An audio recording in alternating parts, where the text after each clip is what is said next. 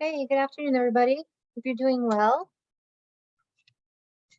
I'm sorry I have the printer going in my office, so I apologize if you can hear that in the background. It should be done by now, but it's taking its time today.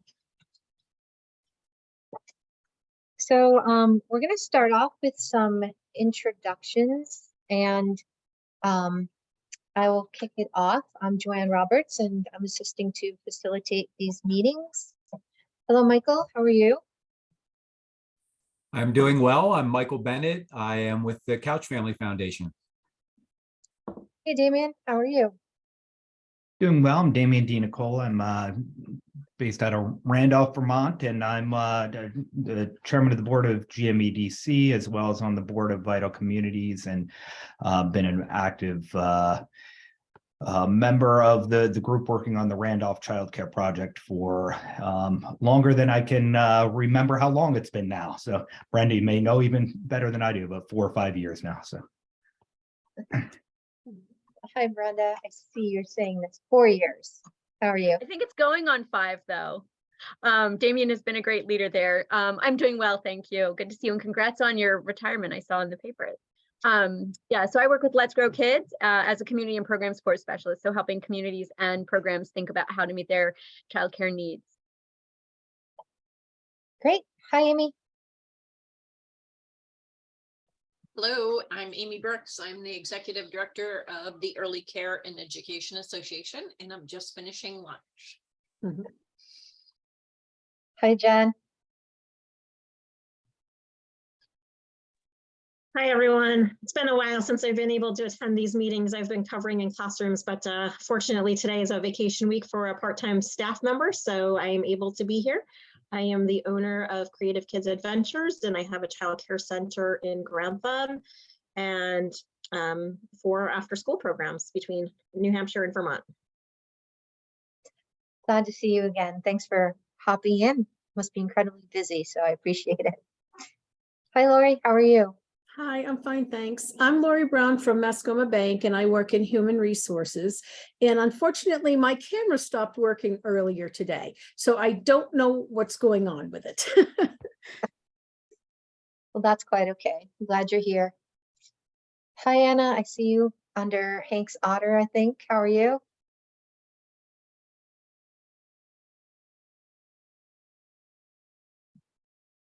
If you can hop in, please feel free to do so. And hi, Jesse. How are you?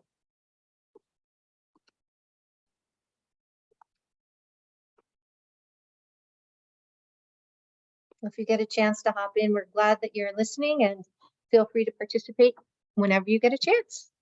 So thank you, everybody, for being here today. We are going to have an update from Damien. I had asked a while ago because I don't know. Hi, Jessica, or Jesse. Hi. Hi. How are you? Good, thanks. How's everybody? We're hanging in there for a Monday. I know my teachers I went to the middle school, they were already asking me if it's going to be a snow day on Friday, and I said, gonna have to wait. But I think people are in need of a long weekend, I think, this year. So I was just saying that Damien had asked if he could provide some information about the project, and Brenda, you can feel free to add any information in over in Randolph, because I had heard about it when I first started and wasn't very familiar with it. And you might have read the article about Lebanon ECE concept coming to fruition over the next year or two. And I was just curious to kind of learn more as a group in this workforce and models group, what that project entailed. And perhaps, Damien, you can give us an update on where you are with it. Sure. And as I mentioned before, I've been working on this project in various capacities for 4 years. Sometimes it feels like longer plus, and it's been a long in the works project that has a lot of different areas of intricacies involved. So there's so many things I could talk about with it. I'm going to try not to get too caught up in the weeds, though, and provide kind of a little bit of background for folks who aren't familiar with the project, and hopefully not get too off the rails into all the things I could talk about. a little bit of update of where we are today. And also I want to talk a little bit about the various challenges we've seen at different stages, because I think that will be helpful for the group as a whole to see kind of the areas where, we've continually run into struggles that we've had to overcome, and continue to be make it challenging to make a project like this work in the current environment. As I mentioned before, I'm the chair of GMEDC, who's one of the partners in working on this project, but my time in working on it, developing this project, started before my involvement with GMEDC as a community member here in town. As a brief overview, the project itself is an 80+ child birth through 5 childcare center that would be within a minute of off exit 4 of on I-89. And I don't know if folks are familiar with exit 4, but if you know the Whales Tails there, it would be just kind of down the hill from the Whales Tails off the exit there. So it's a extremely convenient location, both for the town, but also for folks commuting both north and south along the corridor.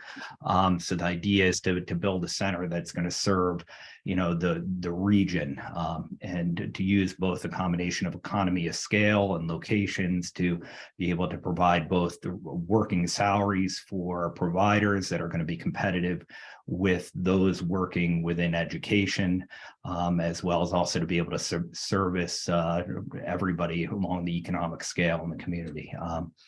The project itself is a partnership really between GMEDC and the Orange County Parent-Child Center, although I should say a partnership much broader, because there's so many other involved, like Let's Go Kids from the beginning, who've been vital to our operation, Couch Foundation, Mascoma Bank. There's many different factors folks who have been supportive and guiding us or providing funding or other sources along the way.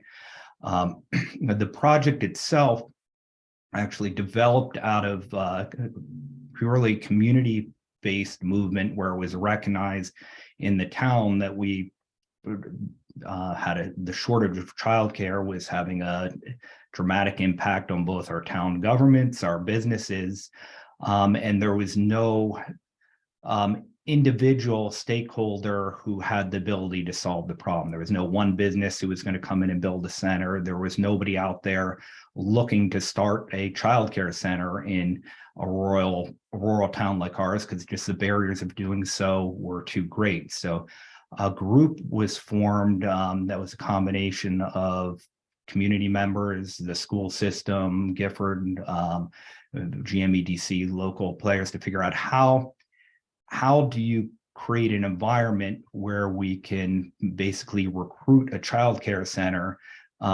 to come in and start a center in our town. And that involved getting a planning grant from the town to hire a childcare consultant, basically to develop a business plan and come up with a site that would be viable for a childcare center. So we could then use that plan and the site and location to go out and recruit the childcare provider, somebody to actually come in town and run the center. So it's really done in what for most of us in business would view as kind of a backward situation, where instead of starting with somebody who says, I want to start a center, can you come and help me do it?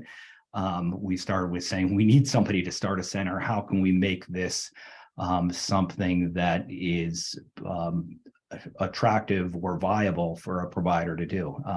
Once we put together that initial information, located the building site where we thought was viable up in the old VTC's Enterprise Center, which is a perfect location up by the interstate, created the basic business plan. We identified Orange County Parent-Child Center as our prime candidate as being a provider. For folks who don't know, OCPCC, they have a childcare center over in Tunbridge, but they're a state kind of chartered entity whose goal is to really serve the entire region.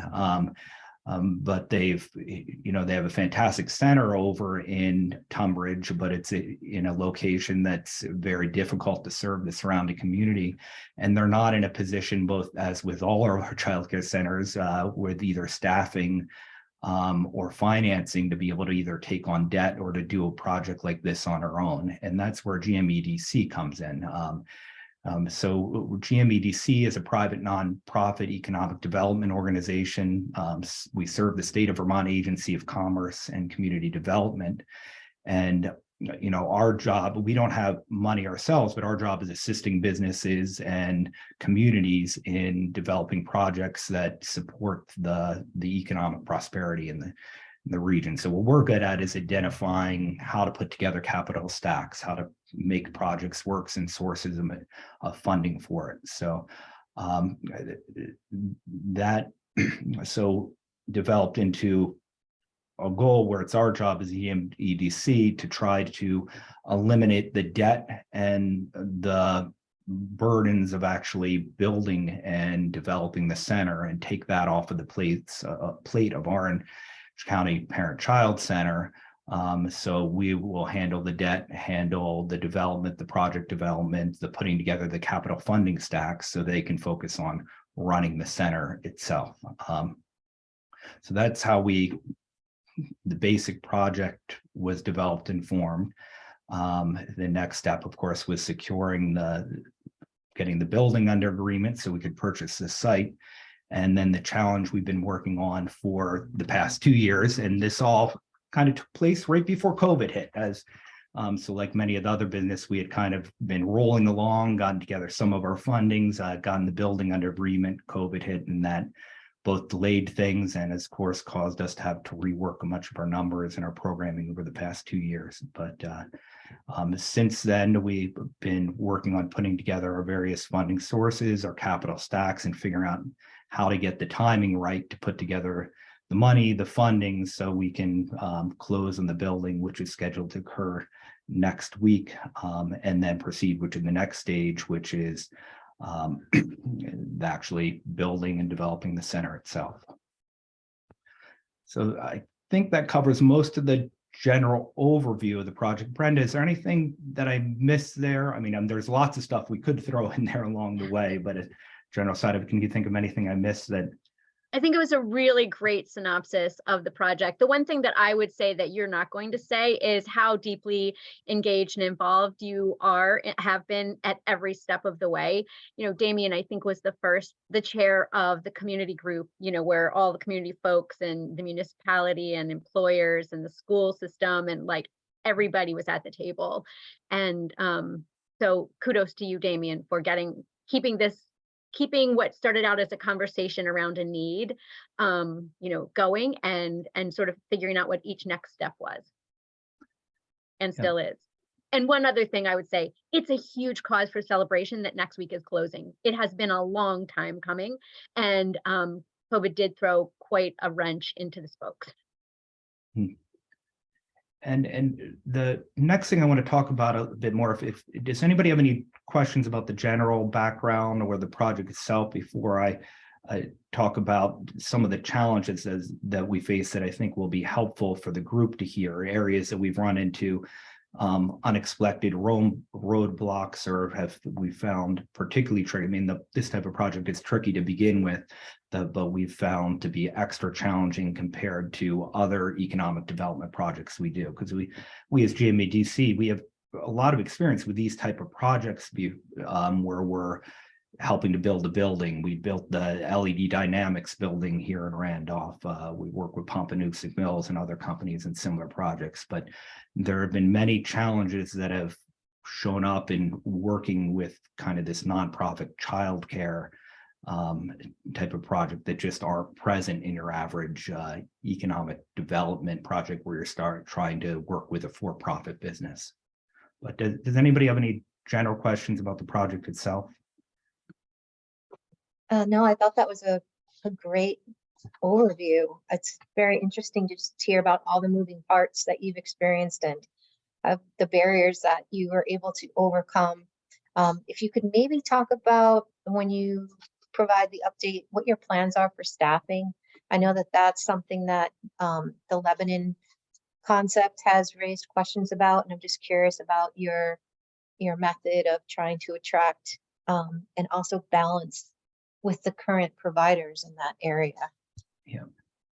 It's just a good question. It goes with in terms of all the challenges we're facing. The concept that always comes to mind, it has from the start of this project, is we constantly have this chicken and egg problem of what needs to come first, and that's from every step of the project. From one, how do you develop a center when you don't have a provider? Do you need the provider first, or do you need the building first and the land first? What comes first? And same thing with the funding sources have been the same way. In order to develop the funding, each funding source, especially with the government funding source, wants something else to be in place first, but you kind of need both in place at the same time.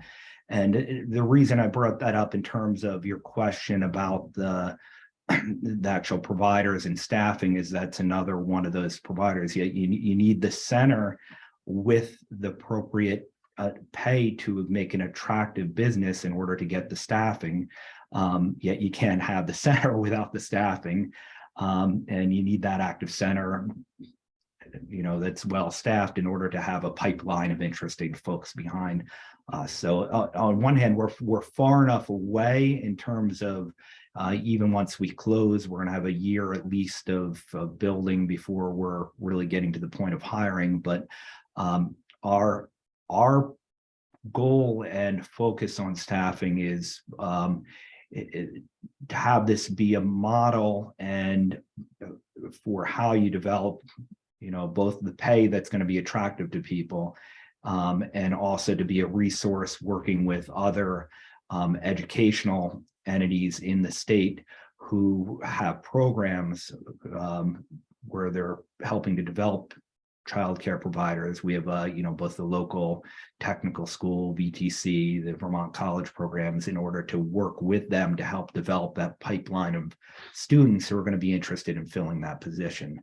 In terms of the immediate question of who's going to be there on day one, part of that is hoping that some of the salaries will help make things attractive, but also with the understanding that this may need to be a tiered approach. It's going to take a while to build up staffing, so we may need to have a softer opening where we start off with less staffing and then build up over time in order to get to the point where we have this self-sustaining pipeline of folks moving into the industry. But the bottom line in our view is it's salary. I mean, if you're not paying competitive wages and you can't pay wages that compete with the local school systems, you're going to lose those qualified folks with who are certified in education to the school systems as soon as those jobs become available.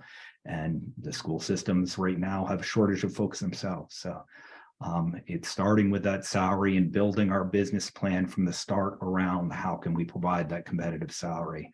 And then we're going to be moving forward, constantly being aware that we're going to have to work with the local community, the educators, in order to build that pipeline of folks who are being trained and serviced at our center. And our goal is to be a regional hub in a sense, where we can be a place where students in early childhood education can come and train and work at the center, and hopefully have that as a recruitment device as well.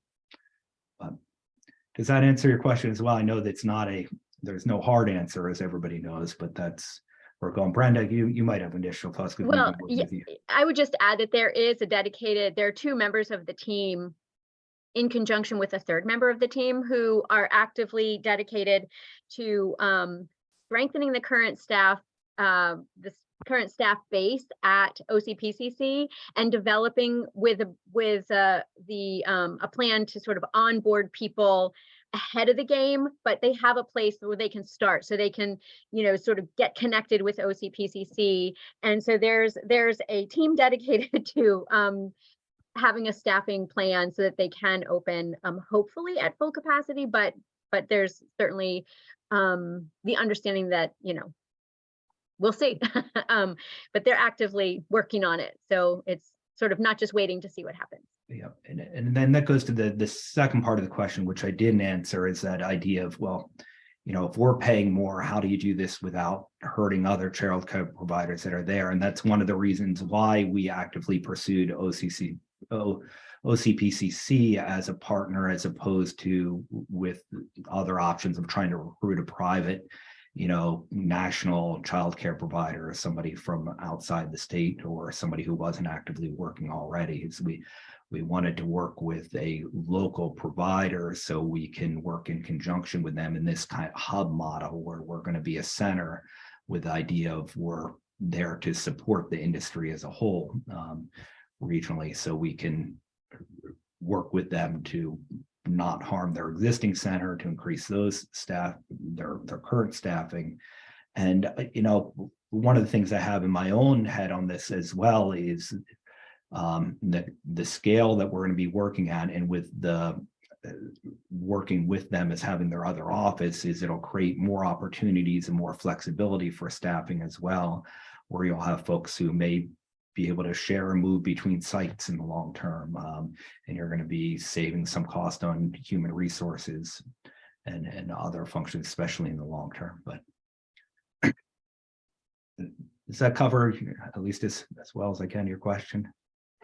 It definitely does. I'm wondering about compensation. So when we're comparing teachers and educators in school versus those who are in early childhood education, I'm hearing there aren't such things as snow days and breaks and vacations and all of that. So, that's something that's built into our teachers' calendar. I'm just finalizing ours shortly. But they have a sick bank. They have, they have personal days. And I just wonder if we're looking at this concept and comparing it to public education, what compensation should in this group should we be talking about to keep people in the field, because the burnout is so high, because there isn't really ever any break that they have. Have you considered compensation? And my other question for those in the field, we have subs. We have a list of 20 subs, and even though we still go without a teacher who has a sub, there's a pool. How does that work in early childhood education? Does that exist at all? Because you need a break. Jen, I can see you saying something back there.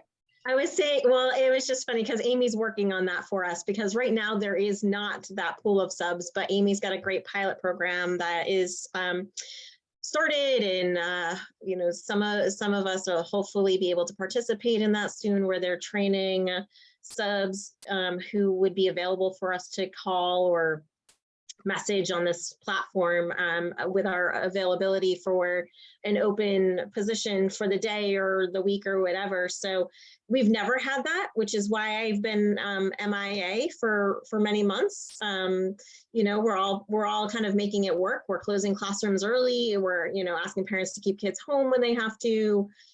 So that hasn't been an option for us. But I think, Amy's got some really great things that are coming down the pipeline for the Upper Valley area, which will be beneficial. Great. Brenda, I just saw your head go for a second. I know you probably have some thoughts on this, and then I can. Well, yeah, I mean, it's an excellent question. Those are really excellent questions. And, in Vermont, I'll just report on a couple of things going on in Vermont. So over the past 5-6 years, we've been working on something called Advancing as a Profession. It's part of a national movement. And Vermont AEYC, the Association for the Education of Young Children, has been holding the conversations in Vermont in conjunction with, in collaboration with folks from other states. So it's one of the primary reasons that we want to be recognized as a profession is so that we can have structure and compensation packages that are tied to something like that is agreed upon, agreed upon terms about who we are and how we value our work. And so there is a proposed compensation scale. I think it's posted on it's preliminary, but I think it's posted on the Vermont AYC site, and I will look it up after I'm done speaking, and then I'll drop a link in the box, the chat box.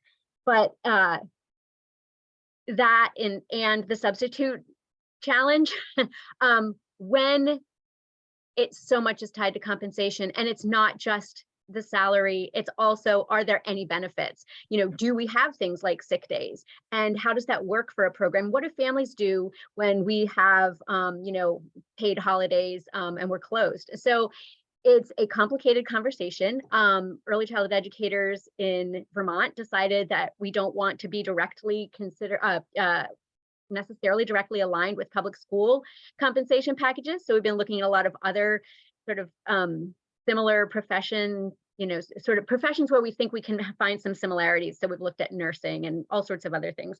I am only a participant in those conversations, but I do serve on the board at Vermont AYC. So I will share some of the things that that we have on our site that that perhaps could help you understand where we are in Vermont without me going into great detail. And I would just add to this, is it gets back to, again, the same chicken and egg problem. I mean, in order to offer those forms of benefits, you have to have enough providers and qualified employees out there who can fill the position. And until you have that, you're always going to be struggling with what if somebody gets sick. And so there's going to need to be a concerted effort over time to build up and a recognition that it's not going to happen overnight.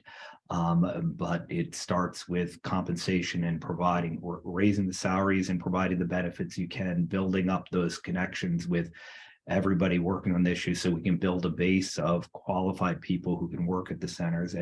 And this is, again, in my mind, where the economies of scale really comes into play, where I think it is going to be important to focus on these larger regional center organizations. You need folks who have the ability to have flexibility with, sharing HR resources and having employees that you potentially may be able to share among multiple centers over time. And I don't know, I'm not an educator, so I can only talk about this from my impression as an outsider who's been viewing this, from afar for a while. But, the idea, if you can build up where you have multiple centers that are run by the same entity, there then become opportunities to move employees around potentially as needed if there's shortages in one or another, and to share folks over time. So thinking somewhere in the future that may be a possibility as well. But some of the educators may say that's unrealistic, but at least from somebody who views this from the way other businesses might work, and would seem like another way to focus on that problem. But and I'm sorry, I've been battling laryngitis for a week, so my voice is kind of a bit scratchy and going in and out. So if you don't have any other specific question, there are other couple challenges that we've run into that I just wanted to note for folks, because I think it might be helpful in terms of thinking about this, that have been things that we've run into over time. In terms of how you fund a project like this. Some of the main ones, and there are many that we have run into, so I'm not going to cover everything, but is the limitations of funding from various sources. So one of the biggest challenge we have is, how do you stack up? There's no one funding sources that's covering this project. We have multiple sources coming in, both from the state of Vermont, private donors, and all of them have different restrictions and requirement. So the main build project is going to be based on USDA loan, which has its own requirements, and each of those can't be used for the same thing. So we've been constantly running into issues where we have either commitment from fundings, but it turns out we can't use it for what we really need to use it for. So we have one funding source, but it can't be used for acquisition of the building. It could be only used for buying materials down the road.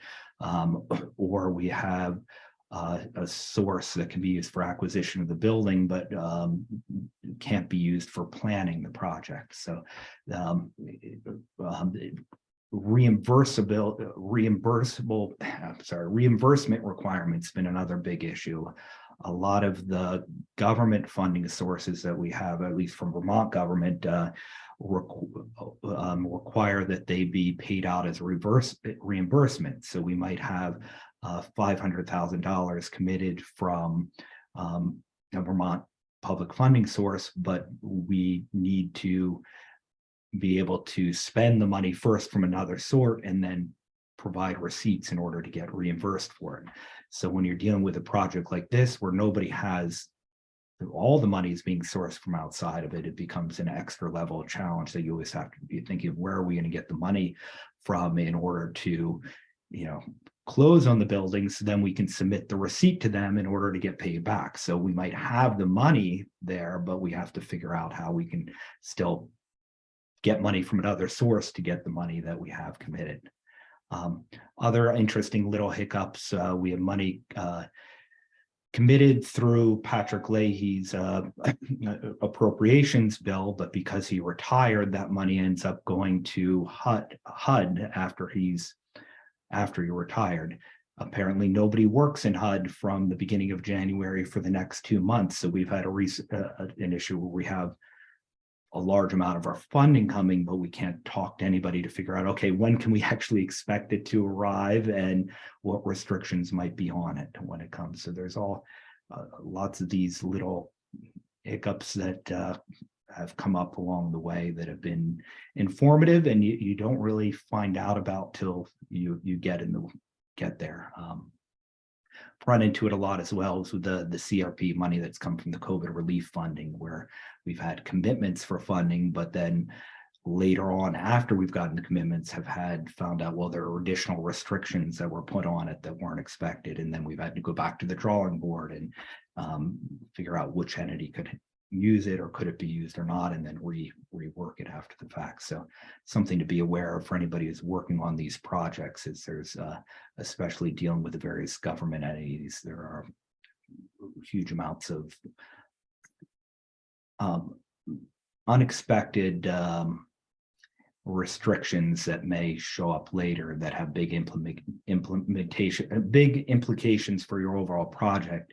Yet at the same time, you can't slow down your work on it, because we still have to pay our architects to develop the planning, because if we don't have our architectural drawings going, we can't submit what we need for our feasibility studies to the USDA or move on to the next stage. So you kind of have to move forward and then deal with these hiccups in real time as they come along and be flexible and adjust.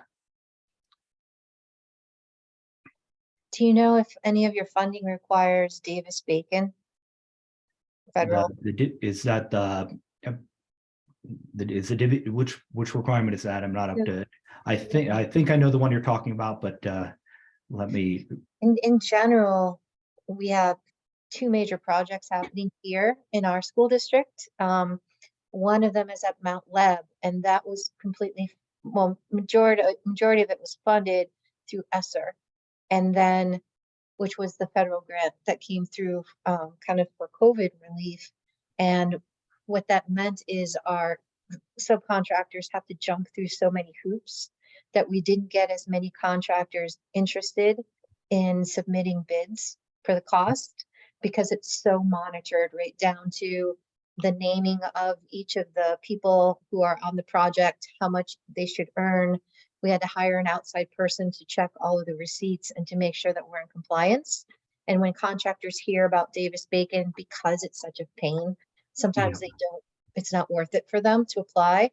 Whereas the high school and Hanover Street projects, which is about, it's about a 14 million or so project, we had so many more people bid because they didn't have to be concerned about Davis-Bacon. So it's just interesting, all of the things that we didn't consider as a school district when we were just so glad to have funding, that it came into play. And we have a person that we work with, and she's incredible, that helps us make sure that we are, crossing our T's and dotting our I's, because there's nothing worse than using federal funds and then finding out you didn't do it appropriately. We certainly don't want to be the district that's front page news. And that's why we have Tom Apple, who's one of our consultants, who's his job. He's our expert on all those little hoops, and he knows ins and outs of all the different regulations. So I don't know them personally by name. I know we're dealing with a lot of them. One big one that came up was a requirement that requires that's new for this year, but it requires that certain things like HVAC systems be sourced from the US. Yeah. So for example, we had an HVAC system in mind in our budgeting that was energy efficient, relatively inexpensive, fairly green, but it was came from Italy. And in fact, we did a lot of work because we thought we were going to beat the deadline from the USDA deadline and be able to be grandfathered into it. But then our contact at the USDA got sick, went out on leave. We ended up getting a new contact. They came back in and said, I don't think you're going to be able to make this requirement anyways. And by the way, that appropriations money from Leahy's going to make you have to comply anyway. So we then had to come up with a substantially more expensive and not as energy efficient system from the US. It ended up being actually not as bad as originally thought. Originally, we thought it was going to double the cost, but we were able to come up with some options that were less than that. But that's one example of a similar type of challenge that you run into with these funding sources. So they're super important to our project. We're very thankful for them, but they do create many of these challenges as you get in the weed that makes the projects harder to complete than if we just had private funding. So we love our private organizations. The Couch Mascoma has been a benefit. The Byrne Foundation has provided sources. So whenever we can get those fundings, it's been much more flexible and allows us to, and has been vital as well to kind of cover some of the costs that aren't covered by the restrictions. The restrictions on using money for actually planning has been a big issue as well. A lot of the government funding sources, they say, well, here's the money, but you can't spend it on, actually planning the project. And I'm like, well, you need the consultants, you need to pay these people. How can you do a project like this without actually planning it out? So that's been a challenge as well, where especially from GMADC, where we've had to spend some of our own money that we may not get reimbursed for, just because we've gotten in, you'll get in situations where we have money there, but not money that we can use to pay those consultants for that specific period of time. So that's been a big challenge and something that was, I wouldn't have expected as much going in, that we might have the money, but we can't use it for what we need to do at that particular time. Certainly, this is very complex. I just wondered quickly, in regard to time frame, are you thinking if things go smoothly, a year and a half or 2 years out or sooner?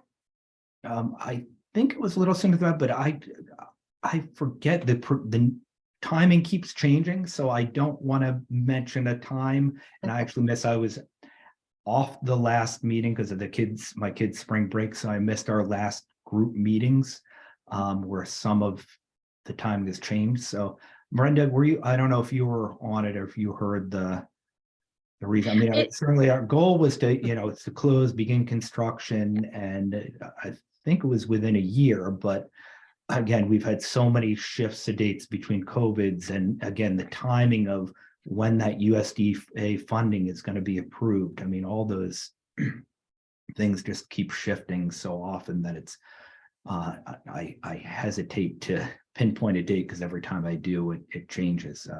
There's just so many factors that we can't control, but assuming everything goes smoothly and as expected, the goal was to start construction, I think by this summer or the fall, depending on what, and hopefully by within next year. But again, don't quote me on that, because I don't want to be yelled out to the rest of my team saying something has shifted. I have a question. I have two. I have a question and just kind of connection.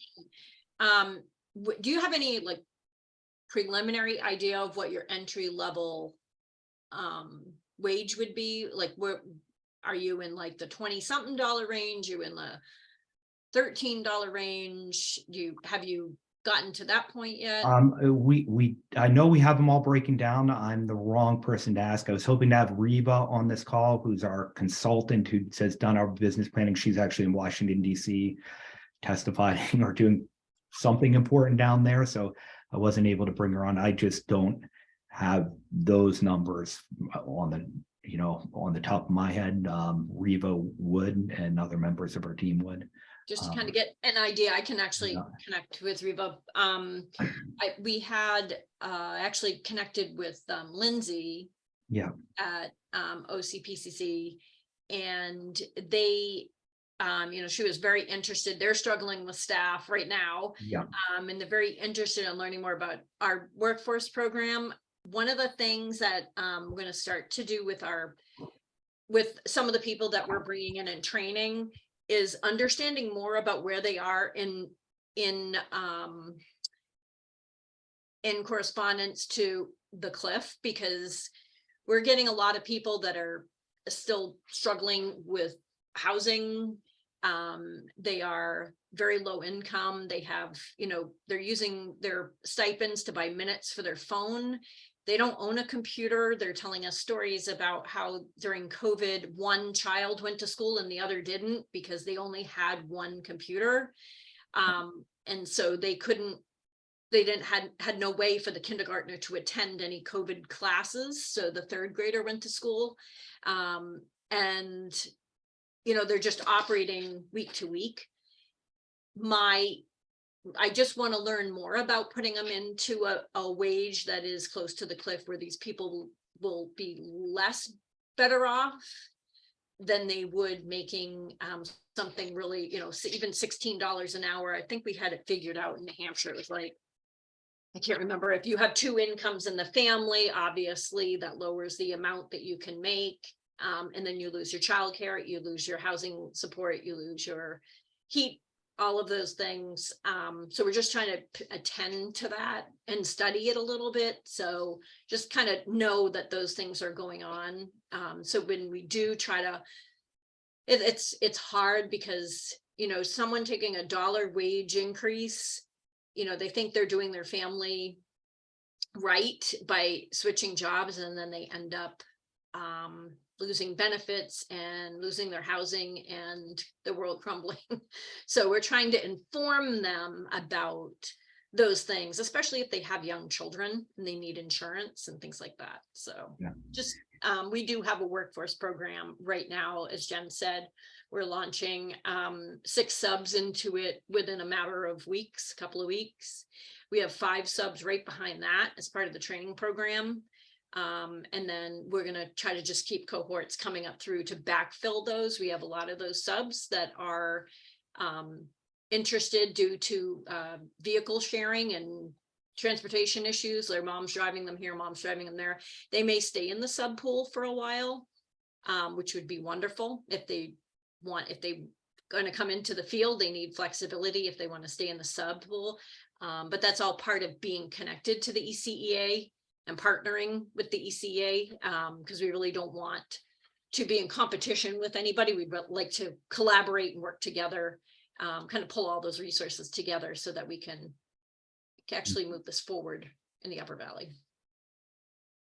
Yeah, and I would say we'd certainly have those numbers. Reva would be the one to get in touch with through OCCP to get all the details and work around it. I would say, our focus from the beginning has been doing this from what would be a backwards way for any other type of project. But my philosophy is that you start with what are the salaries that we need to support to be competitive and to attract and maintain employees. And we built the business plan around that. Say, then how do we develop those salaries and also still be able to serve all income groups because we are a low to moderate income community. So we've developed the business plan around that as opposed to the normal side of it, which is where if you're building widget, which is figuring out, okay, how much does it cost to make this product and how much can we charge for it? And I think that's the approach that you really are going to need to take with childcare in this environment, because if you don't start by focusing on where those salaries need to be and benefits, then you're never going to get there.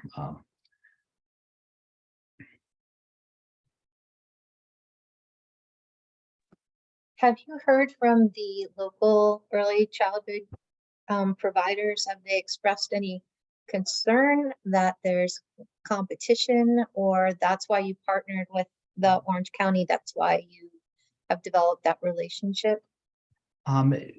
I would say a little of both. When we started this project, we had a working group where we invited and tried to get participation from all the local providers. That there aren't very many. You have Gifford has the Robin's Nest, which is Gifford's a local hospital that only serves their employees and is covered by the Gifford itself. But they were involved. Their director, I know everybody there well. My dad and wife, my dad was medical director there, helped build the center, and my wife is a doctor there. So, and my younger daughter went to their preschool program and daycare. So they were participants in all our meetings and assisting us in thinking this through, how their numbers worked, sharing information. The other local daycare center, which is just a preschool, we invited and tried to get involved in the project, but they've never been that interested, or just haven't had the time, I should say. I don't want to say that they're not interested, because it's probably more of a time issue, but we've been inviting them and trying to get them involved and participated from the start. We've had the school itself involved. The superintendent of schools was heavily involved from the beginning, working with their preschool program. And I'd say that's the one other big, not question mark's not the right word, but we're monitoring where some of the new legislation is going to go with some of the new childcare bills in terms of promoting the local preschools through the local schools, because that could be potentially a benefit or an impact to our program, depending on how it goes. Because as everybody knows, those preschoolers are really important to making the financials work. Some of the new legislation that's been out there in Vermont has posited the idea of mandating, full day preschool through all of the local school systems. So if that happens, it's going to require a lot of cooperation and with the school systems in order to make it more work. What I'm more hopeful would come through, and Brenda probably has a better sense of this than I do in terms of where it's going and the advocacy on it, is idea of advocating that every school district needs to have that program, but letting them outsource it to another entity, and which would be more practical and potentially, I think, fit well with our project. But Brenda, I don't know if you have any. Well, so yeah, there's strong engagement and like very active engagement of people from, so early childhood educators from all varieties of programs, from registered family home to licensed family home, and centers of all sizes from everywhere in the state. And people have been writing and showing up in person and zooming in to testify. The legislature was sort of marking up the bill last week based on some of the testimony and taking some national testimony. And I just want to go back a little bit, your question too about, did you engage the early childhood community in Randolph? Absolutely. One of the things that most impressed me when I first started showing up at the meetings at Damien's invitation was that there was family childcare representation and center-based representation. And at every single meeting, somebody was there from the ECE community, and people from the committee reached out to every single early childhood program in like Randolph and the 5 towns surrounding it. And, including, so everything from the public to the private programs. And one of the people who sits on the Orange County Parent-Child Center Board of Directors is a former private program owner. And so there is so much that comes to every single conversation and decision that gets made that has direct input from the early child community.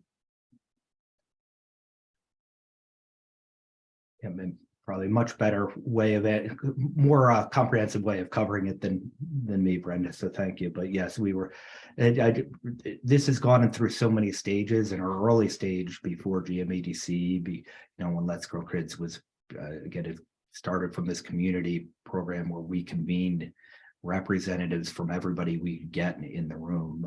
We had the superintendents of schools, we had representatives from Gifford, we had every childcare or retired, like Carmen, who I think is, you're probably referred to as the board member. She used to run a childcare center in time, who my older daughter went to before it closed, which was one of the things that precipitated my involvement in this to begin with. Was my daughter was out of it. I had the options of Robin Nest for my younger daughter, but when her center closed, I had so many friends, other people in town who were with young children who just didn't know what they were going to do or where they were going to go with childcare. And that's how I originally got involved with it, and had Carmen and as many people as we could get together with trying to figure out how we make this work.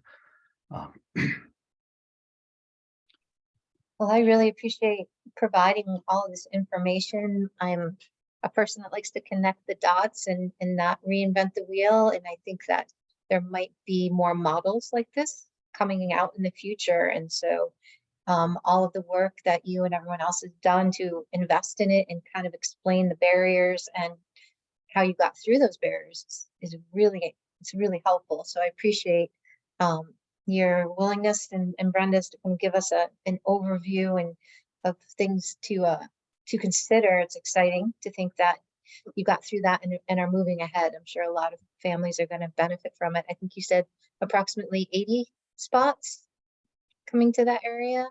Yep, and other important thing to note is Orange County Parent Child Center also provides other services to the community as well, which they'll run out of the building, which is another good fit for the size of the building.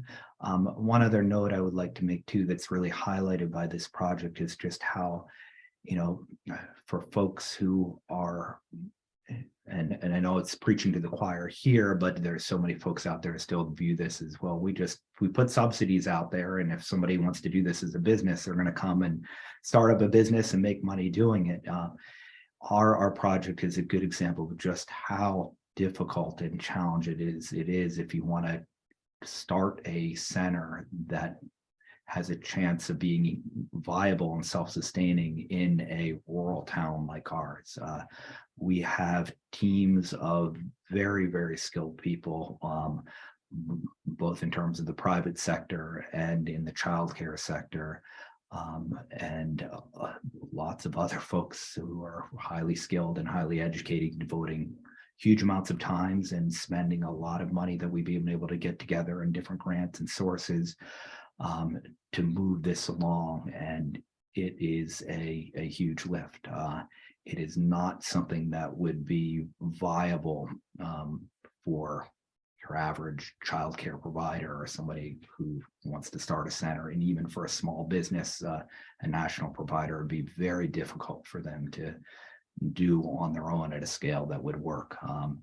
You know, so it really highlights the need that because we have such a shortage of centers, is you, in addition to the subsidies that you need to help support the centers once they're up and coming running, you really need an incubator or a startup center, something that is in place to help build these centers and put them together to begin with, as opposed to just waiting for providers or somebody from outside to come in and do it on their own. I definitely have learned that through conversations with Amy as well. Just all the hoops that people have to go through who want to go into this field it's incredible. I know, Amy, you talked a bit about the pipeline, the number of people you already have. Was there anything else that you wanted to add for this group? So we are actually in the stage of loading profiles of centers as they agree to the terms. At the same time, we're loading the subpool data into Childcare Matters, which is through Vermont Links, who has opened it up to New Hampshire for the Upper Valley as well as in this experiment.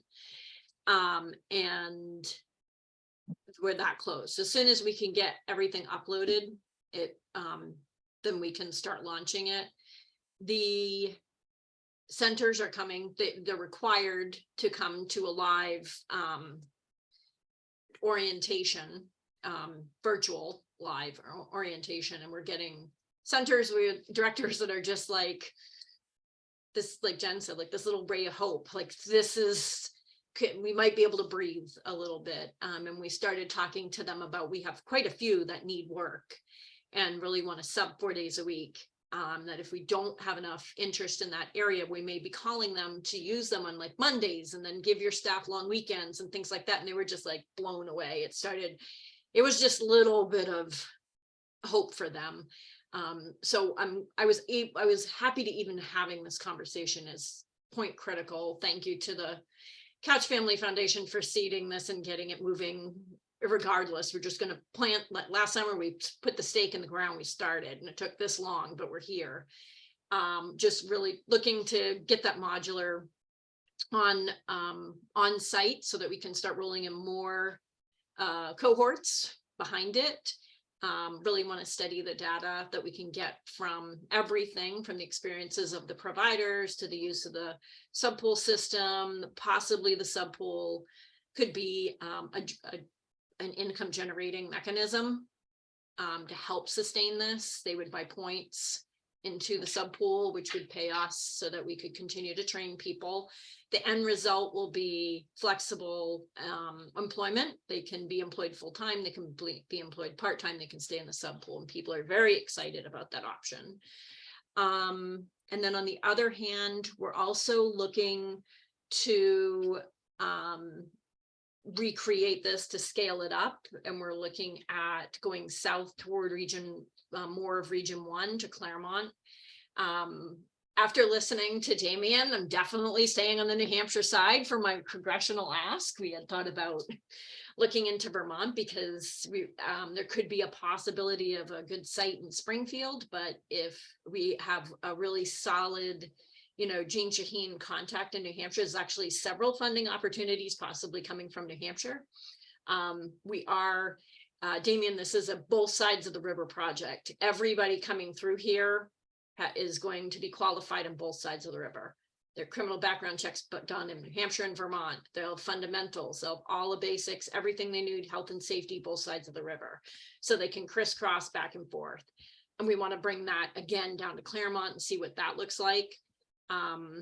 And so we're gearing up for we need to get an application into Jean Shaheen's office by March 10th. So we're working on that with a team from Region 1. If anyone wants to know more about that, Jen, if you want to sit in on any of that, we'll welcome you to anything you can do to help.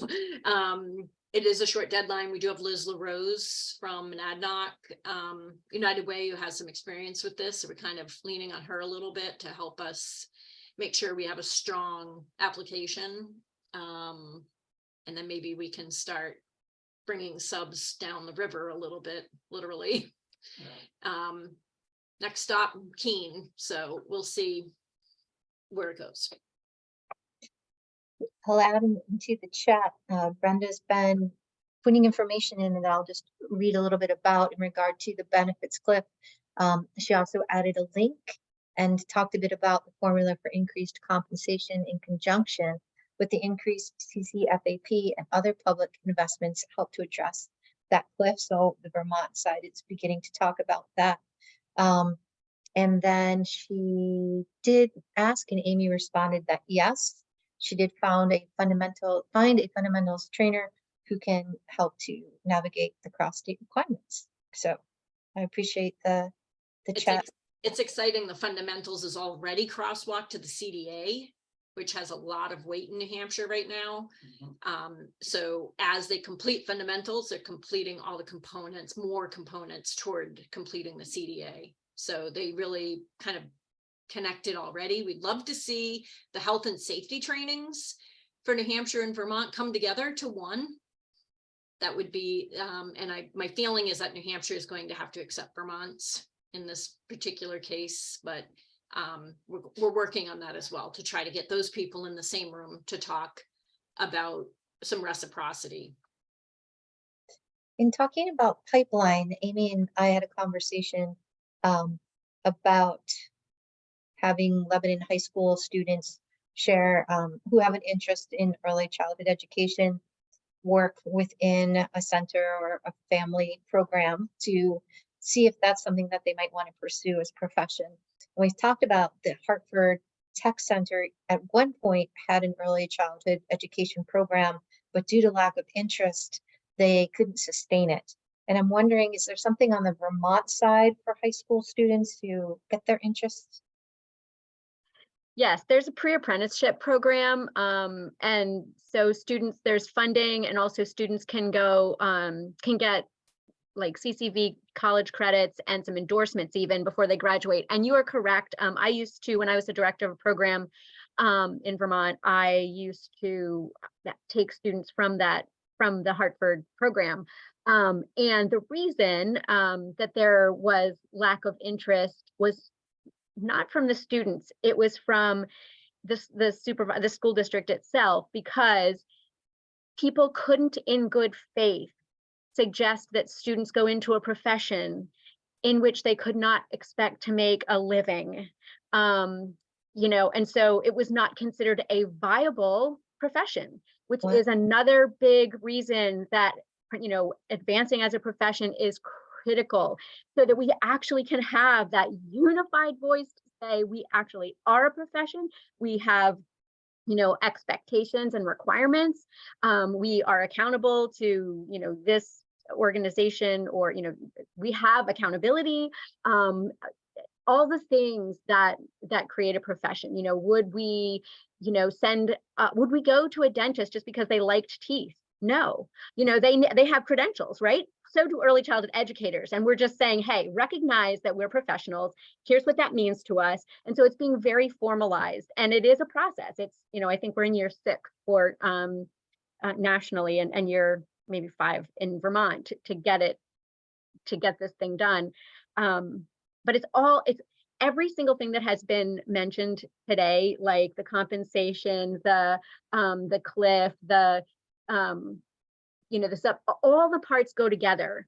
So the pipeline is affected by the compensation package, because how can parents, families, how can high school guidance counselors say to their 10th graders, you should consider something in early childhood when people were making $11 or $14 an hour. And if you're going to get a degree, how are you ever going to pay that back? So it all goes together.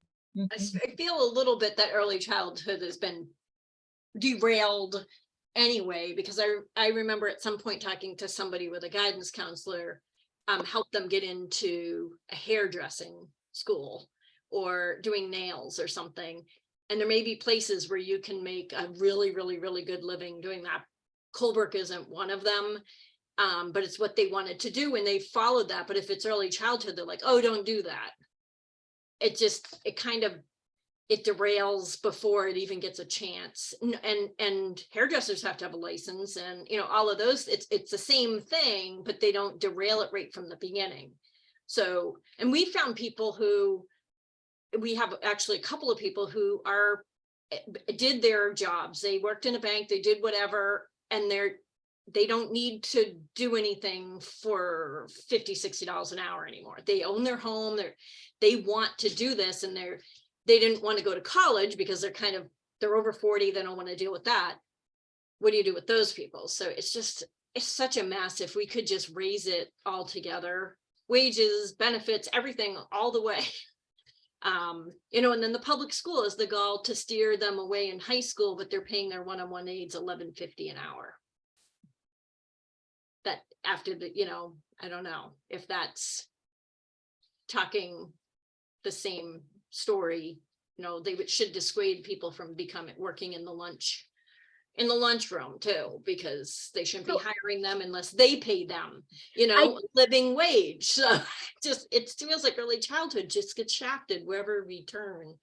And I'm sorry that I took us down this rabbit hole. There is good news, and I will drop a link into the chat box about some of the opportunities that are being created because of, so in the last biennium, and with some COVID funds, Vermont has really invested in the pipeline and started to invite all the people like high school guidance counselors to understand that there's value in promoting early childhood as a profession, and that there's a shift coming, and that it is going to get better, and that we're actively creating the environment for that to happen right now. So there's public investment in the pipeline, and there are opportunities for students to engage.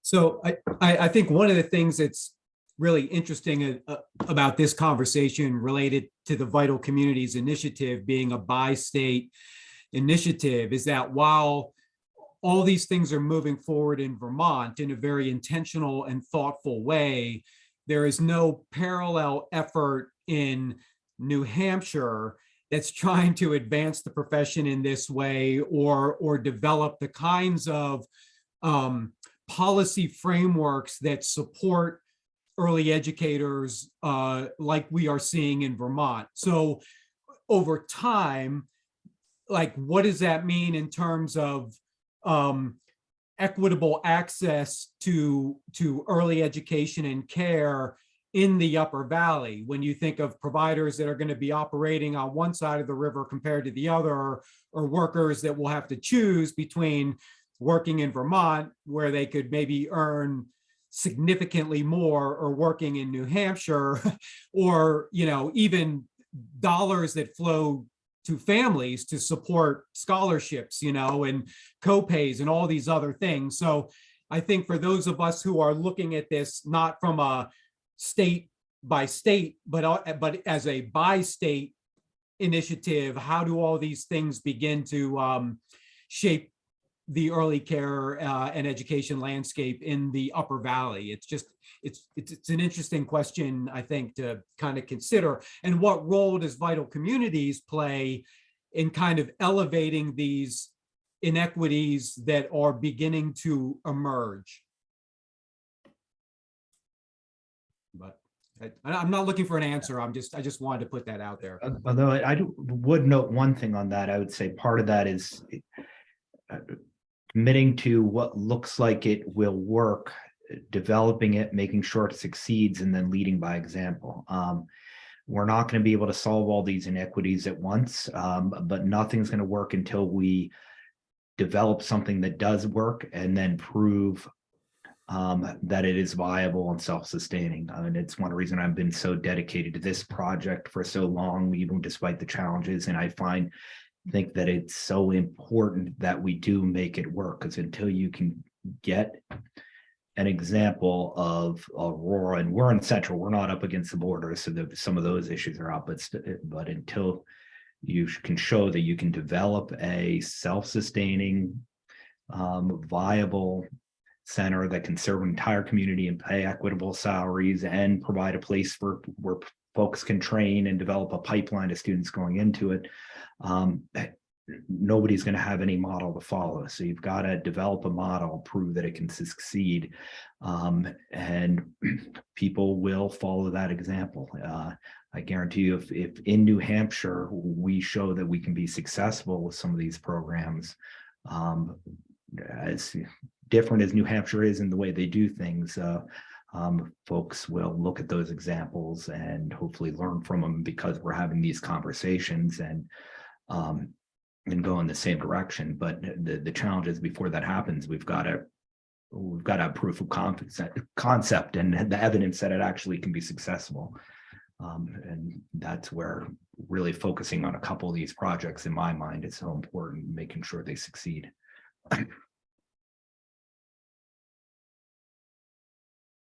I'll note that Brenda added the apprenticeship opportunities link, and we'll definitely add that to our minutes as well.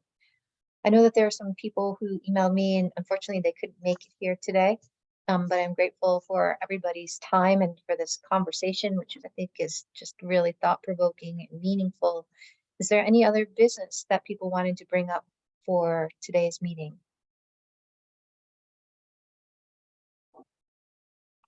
Well, Damien, Brenda, thank you so much for just helping us have a better understanding and for sharing the positives and some of the challenges. I greatly appreciate it. I appreciate everybody's time. Our next meeting is going to be on Monday, March 13th. Is there any particular topic that people wanted to talk about at that meeting? Besides updates, I don't know if Sean will be back at that point or not. I know he's on vacation right now. And I'm not quite sure if it's the 14th that he comes back or not, but I'm sure we'd be curious to find out where he is in the process of the Lebanon concept as he's moving that forward as well. And Amy, will hear from you regarding the pipeline idea. I think I'm waiting for a bit of a blurb from the group that we met with to share with the high school ELO person and Bonnie Robinson, Director of CIA, so that I can give them some background information before I meet with them about high school students in ELO, but I don't want to forget about that.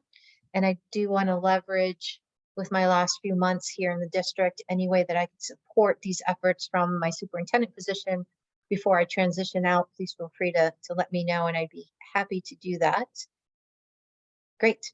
All right. I hope everybody has a wonderful afternoon, and looks like there might be some snow coming on Friday, so drive safe and enjoy the weekend. Take care.